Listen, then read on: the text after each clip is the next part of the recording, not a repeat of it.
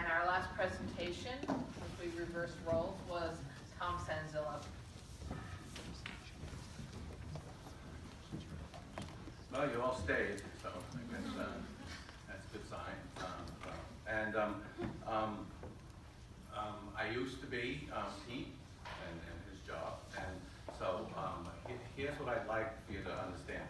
These two people, they can create a constitutional crisis for these two people. This man heads a foundation in this state which, besides providing us with resources, as a public official, I know that they have devoted their entire life to this state and its public interest. If anybody wants to ask me questions later on about that, it is deep, it is profound. This sister is my sister.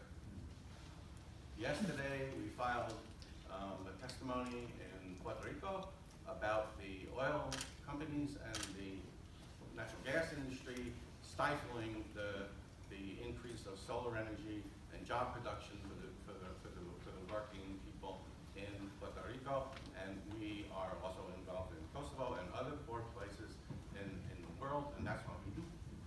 My friend Thomas is a technical advisor and runs indexes, and those indexes are what drives what Pete and Vicki do. Carol is a visionary in terms of investment and a very important voice for what a fiduciary could actually be. And Mark is my brother.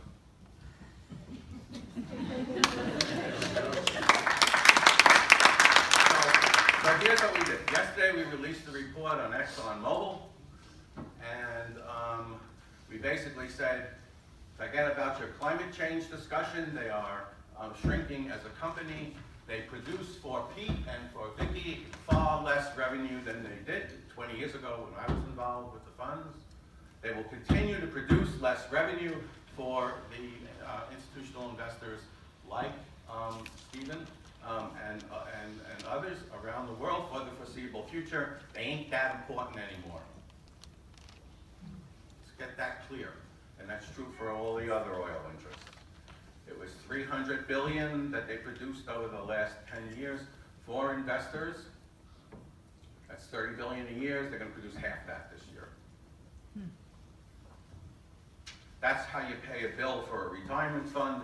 That's how you fund foundations. That's how you fund hospitals. That's how you fund mutual funds. And they ain't there. Let's talk about it. They used to have a financial, a profound and important contributor to the world economy. They are now lagging the world economy as a financial matter. I'm not talking about climate change, I'm talking about money, because that's what I used to do, making money to make sure that the retirees got paid in the state of New York. So I'm not going to go through lots of fiduciary discussions, which I could do. I'm not going to go through financial returns, which I could do. I'm going to tell you what I think an institutional investor like the New York State Common Retirement Fund should do. They have taken a position that they don't want to divest. They lost money on coal. They don't care. I get it, because I ran a fund like that. They were small. Coal's not important. I guess I get it. I don't like it, but I get it. Oil and gas is, I think Vicki said 7 or 10% of the fund. It's 7% of the Standard & Poor's index right now. You can't walk away from this. No index fund in the world is gonna reduce the amount of coal and gas stocks in a manner that will produce the same rates of return that the rest of the market is producing. That's a more profound problem, which I will also be willing to discuss. So I would suggest to those funds, which are most funds who will not divest, is to ask a series of questions to the oil and gas industry. I produced 25 of them, which we published yesterday. You can find it on IEEFA.org. And they are real questions. They are not just questions about climate, although they are different questions about climate.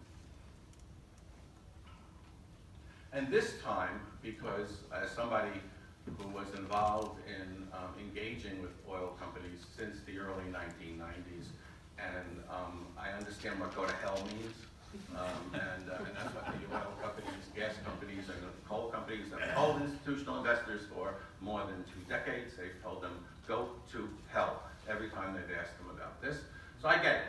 So I would like to say that my questions are a final offer. And those questions, but the problem for the institutional investor is that when they have asked good questions about climate and good questions about the environment, and Vicki and Pete and Tom DiNapoli is the best person probably in the world on climate change as an institutional investor. But that's the problem. You have to have someone who then says, here's the questions, and when you tell me go to hell this time, I'm going to take a hike. And the way you take a hike for an institutional investor is you tell your money managers, the very people who would probably argue with Stephen over whether or not he should have divested. You tell them as the fiduciary, you say, we want to get out of these fossil fuels because of the first comment that I made, which is it ain't doing so well on the money side anymore, right? And maybe they won't be doing so well in the future. The head of Exxon last week said that the oil prices are going to remain low for the foreseeable future. That is profit devastation for the oil industry, if anybody is watching. And so you then say, okay, if I'm an institutional investor, and I appreciate the controller's study that he did, but it's the wrong study. I appreciate the research that's been referred to, but it's the wrong research. You tell your asset allocation folks who run the asset allocation, get us out of fossil fuels. Show us how this fund can get out of fossil fuels. You may not have to, and how we do it. You may not take the action, but we want to know how, because we're seeing all the risks that everybody at this table today have. And when you get the go to hell on the questions that I just asked for, you no longer just go back and sit on your thumbs. You no longer just go back and listen to the money manager say, well, they're still doing it. Okay. Actually, they're giving you less checks. You know what I mean? It's like there's less money coming in. So let's deal with that, right? Well, they're giving you less money for a reason. You basically say, okay, now we have a plan to get the hell out of here.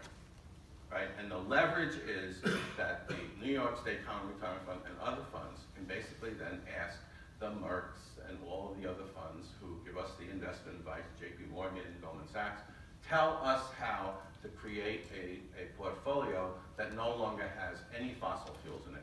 Again, you don't have to do it, but it is sure, powerful weight to the Exxons and Mobils and the coal companies and the other oil interests about how we're going to get out of it.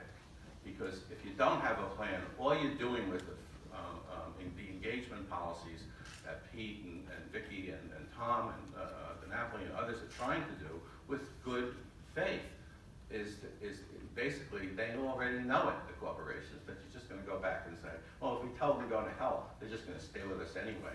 Well, you know what? When there are plans, a concrete plan that is owned by the fiduciary, paid for by the fiduciary, not by people like me, who they would listen to maybe for 5 minutes, people like many of you in the audience, but to basically say, this is the way we can move forward.